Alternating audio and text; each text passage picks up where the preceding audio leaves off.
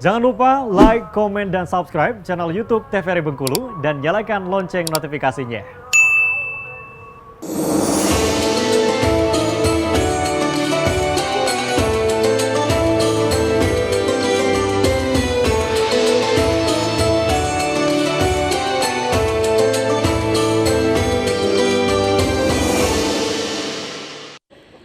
Baik pemirsa, masih kembali di Mutiara Kolbu TVRI Bengkulu tentunya untuk kesempatan hari ini, dan kita masih berbincang mengenai makna dari Idul Fitri bersama dengan Ustadz Ahmad Farhan dan juga ibu-ibu dari Majelis Taklim An-Nabah. Nah, kita kembali, mungkin ada lagi yang mau bertanya dari ibu-ibu Majelis Taklim An-Nabah, silakan.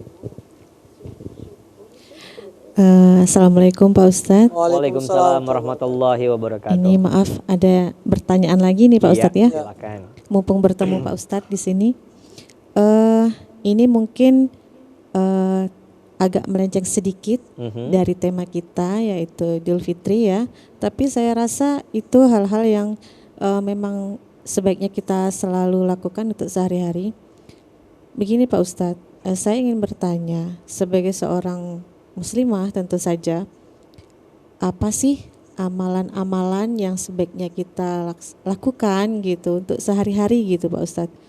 Apakah itu bacaan-bacaan surah Al-Quran ataupun zikir pagi dan petang dan sebagainya.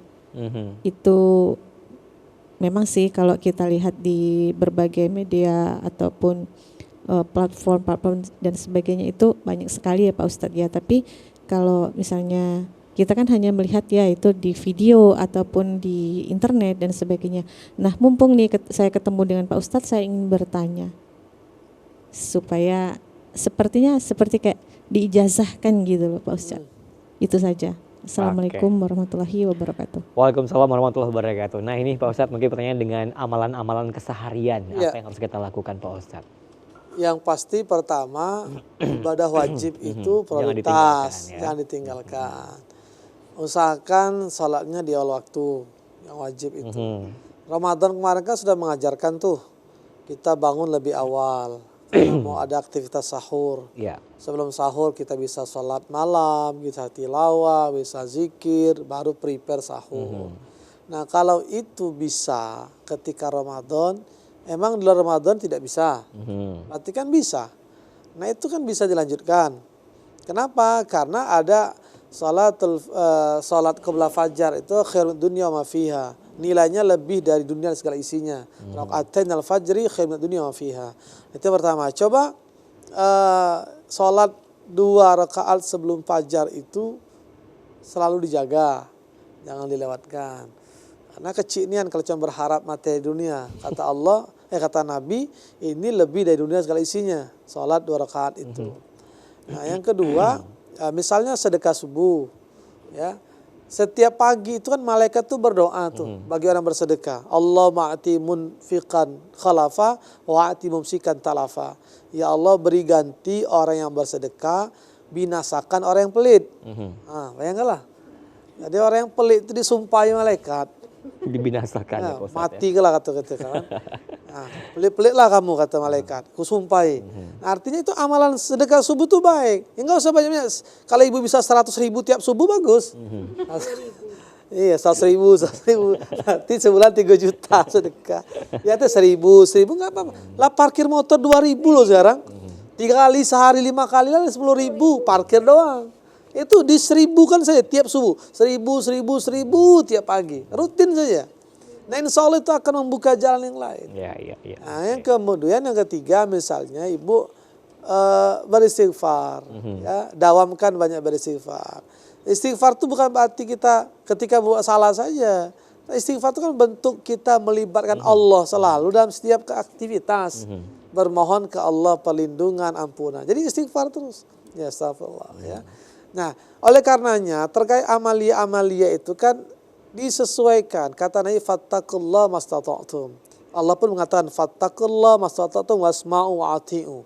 Kamu dengar, kamu lakukan. Semampu kita kan. Ya kalau kita harus menyebutkan tasbih 100.000 kali mungkin berat ya. Ya pokoknya basahkan saja lisan kita dengan ungkapan-ungkapan thayyibah itu kayak kalimat tasbih, tahmid, takbir, tahlil, istighfar itu kan. Nah, Kemudian ya kalau memang bisa memaafkan tadi itu, ya coba setiap sebelum tidur berdoa ke Allah agar kita diampuni dosa. Lalu kita punya salah ke orang lain juga kita minta diampunkan. Kalau orang punya salah kita sudah maafkan. Nah itu coba saja dilakukan. Kalau bahasa anak di challenge dulu lah.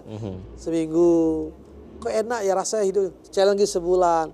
Nah, nanti terus saja. Bukan semata-mata karena memang kita pengen amal itu kan madama wa in qalla. Yang baik itu dia berkelanjutan meskipun sedikit. Ini sedekah 1 juta. Tapi tahun 98 yang lalu, Krismon. God kini tidak pernah lagi sedekah. Nanti tadi yang 1.000, tapi terus sampai kini itu 1.000, udah. Kalaupun dihitung nggak akan kehitung lagi itu. Tapi udah banyak itu 1.000. Yang kayak tadi yang setiap memaafkan, minta dimaafkan, berdoa tiap malam sebelum tidur itu, ya. Termasuk ibu pemirsa TVRI, kalau bangun tidur itu jangan langsung ngapa-ngapain, duduk sejenak. Pas terbangun, tarik napas. Ucap alhamdulillah. Kenapa? Karena kita dibangunkan, dihidupkan setelah dimatikan. Ya. Kalau dalam hadis lain itu kan doa itu alhamdulillahilladzi radda alayya ruhi. Ya Allah terima kasih engkau kembalikan ruhku. Karena kita mati tadi itu. Karena tidak bangun langsung ambil nasi goreng, apa pisang goreng. Atau langsung merokok, atau langsung apa. Enggak, bangun sejenak saja. Berapa detik saja. Rasakan nikmat Allah itu luar biasa. Ngambil HP kalau sekarang Pak Ustaz. Ya alhamdulillah. Duduk dulu. Alhamdulillahilladzi radda alayya ruhi. Ya terima kasih Allah engkau kembalikan ruhku. Berarti kan hidup tuh. Iya. Nah, itu tiap bangun tidur itu cobalah. Atau sebelum tidur berdoa ya Allah. Maafkan atas salahku, ampunkan dosa-dosaku. Dan maafkan juga dosa-dosa temanku. Dan aku juga ikhlaskan kesalahan mereka padaku. Nah itu. Oke.